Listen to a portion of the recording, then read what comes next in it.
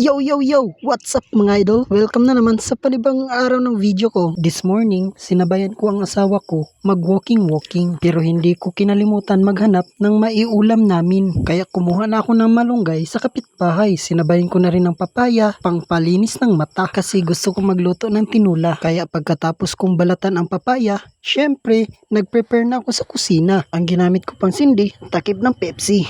Kailangan malupit ang iyong diskarte. Dapat dahan-dahan lang yung moves mo din eh. Kasi konting pagkakamali, naku, sisindi ka uli. Fast forward tayo idol. Ihulog mo lang yung bawang tsaka sibuyas. Pagkatapos, halu-haluin mo na parang walang bukas. Tsaka wag mong kalimutan yung papaya, pampalinaw ng mata para hindi magalit yung ating mga asawa. Ay hala, muntik na akong mabulyaso ah. Isang asawa lang pala. Wag na kayong maingay ha, mga idol. Atin-ating lang to ba? Balik tayo sa storya. Kuha tayo ng secret ingredient sa kapitbahay. Dapat tumakbo tayo ng very quick para hindi tayo maipabarangay. Pagdating sa bahay, wag na tayo magpahayahay. Diretso na natin to iligpit tapos iikot-ikutin lang to ng malupit. Hindi nila alam. Ito ang ating secret.